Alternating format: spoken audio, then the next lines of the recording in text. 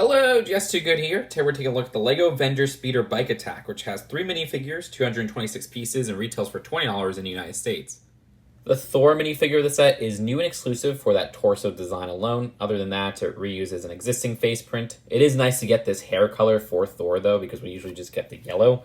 There's an alternate face here, and at the back, which you can see they use that newish style cape, thankfully, there's some more torso printing. He does have one of those power blast pieces, and to activate that, all you have to do is push on the side. And also, he has his hammer.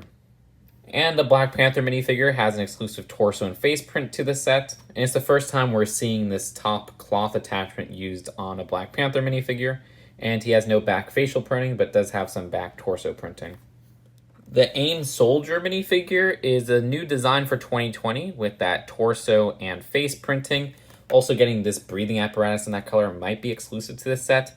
They do also come in the $40 truck takedown set, so it's not exactly exclusive to this one set. There's some back torso printing, and for a better look at the face print underneath, and looking at it this way, he almost gives me Minions vibes. It must be that flaming yellowish orange. And for the rest of the AIM Soldier build, we'll show that later on in the video, but just know it attaches via this little neck attachment here. So for the builds of the set, we have oversized licensed motorcycle number 1000 and almost vulture's wings, it looks like. So the oversized motorcycle build brings little new things to the table. I will say the color scheme's fine, and also I like how they covered up a lot of the parts in the framing of this, so it doesn't look so much samey, but still doesn't work out as a whole, because just look at how big it is.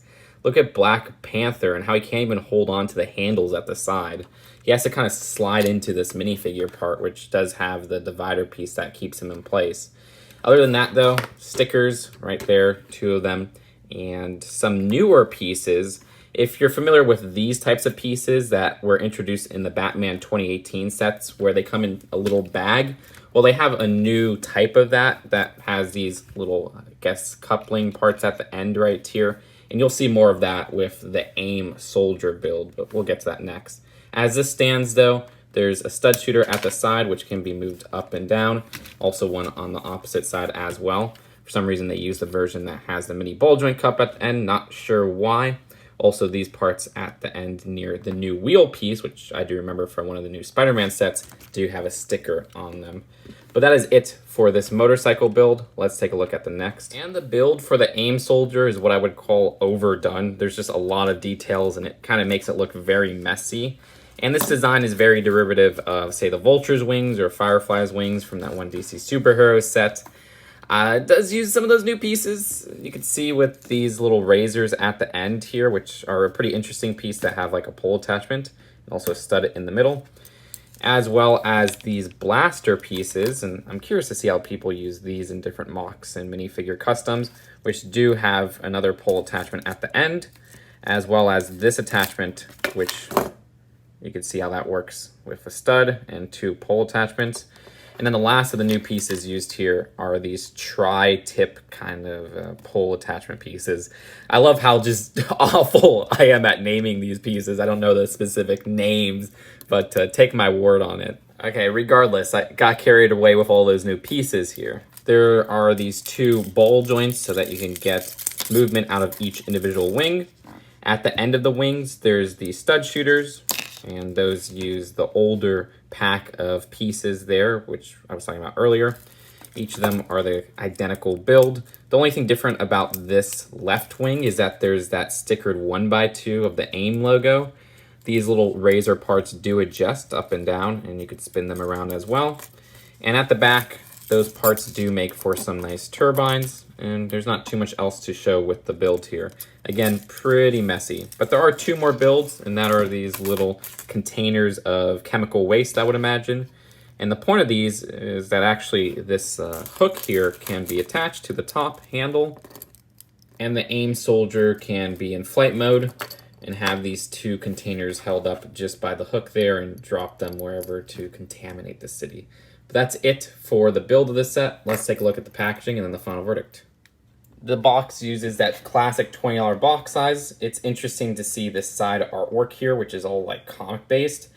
And at the back, there's some shots of the set and different parts of it. And there's 2 instruction booklets within this set. I appreciate that LEGO is doing that more and more to encourage family or friend building. At the end of this instructions, they actually have endgame advertisements still. Also, the Spider-Man sets advertised, as well as the new 2020 Avengers sets. So overall, how I feel about this set is the same feeling I have with a lot of the LEGO Marvel 2020 sets. This is something that a lot of younger kids may like because it may be their first time getting builds like this. But for anybody who's a teen or an adult, we're probably not going to enjoy the builds here. I know I don't, because these are the same builds we get so many times in this same exact theme in various licensed themes in general. The oversized motorcycle, this wing attachment build, which is already done for Vulture many times. And with that being said, I think that leaves us with the minifigures, and the AIM Soldier is one that comes in the bigger set of this way, which I think is a much more interesting build. And then those 2 exclusive variants of our characters that we've gotten many times before. I do like that they gave us exclusive comic-esque variants, which that's good. At least it isn't the same figure over and over, but it just feels like it's not worth it for that $20 price. So if all things considered, I'd rate this one a D+. I really don't like the builds here. Really, I'm buying it for the minifigures, and it's annoying that LEGO has to include these desirable minifigures in undesirable sets. But that's it for now. Hope you guys enjoyed this video, and I'll see you guys later. Peace out.